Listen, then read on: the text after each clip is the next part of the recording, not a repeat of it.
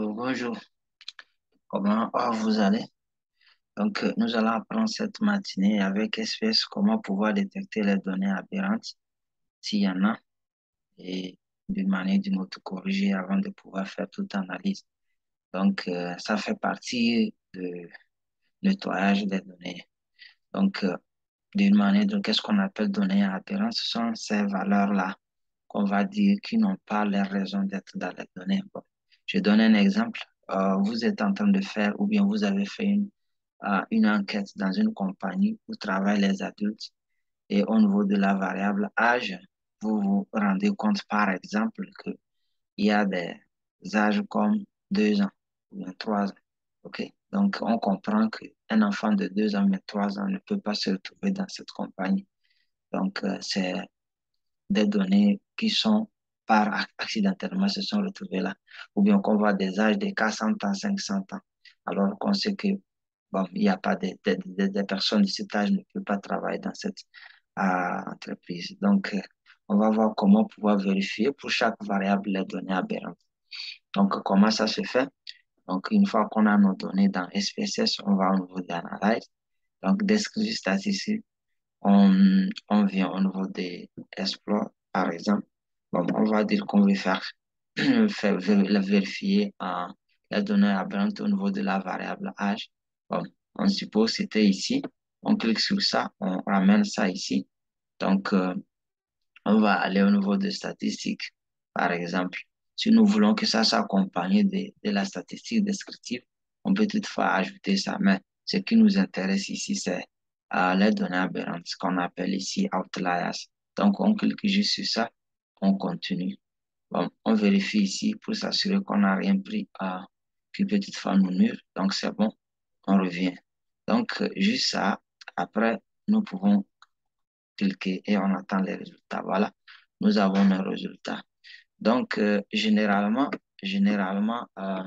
le test pour la vérification des données aberrantes est fait avec celui-ci qu'on appelle Boxplot. Regardez comment il se présente, en fait. Ici, visuellement, on voit qu'il n'y a pas de données aberrantes. S'il y avait des données aberrantes, au-delà de cette partie, ou bien au-delà de ces traits, on allait avoir des points. OK?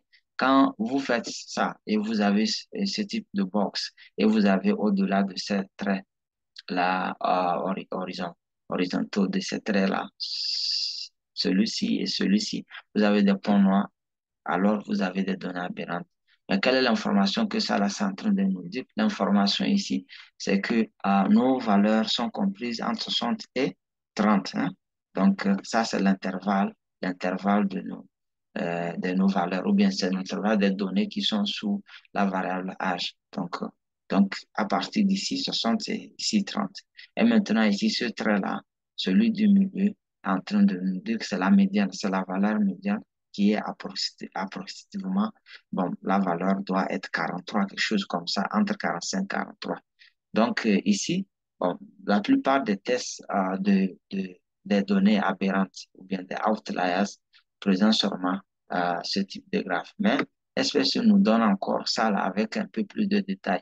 Vous pouvez voir, on nous parle de variable âge et variable âge. Donc, la plus grande valeur, la valeur maximale, l'extrême, c'est 60. Voilà, c'est ce qu'on est en train de dire là. Et la valeur minimale, c'est 30.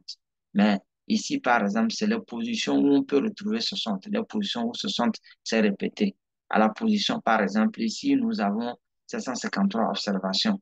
Donc, à la position 82, à l'observation 82, on avait 60. À l'observation 436, on avait 60.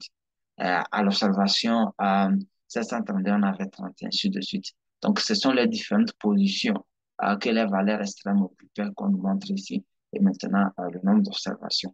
Donc, c'est comme ça, vous vérifiez s'il y a des données aberrantes. S'il y en a, par exemple, vous pouvez toutefois les éliminer pour pouvoir rendre vos résultats parfaits. J'espère que cette vidéo va vous aider. Merci beaucoup.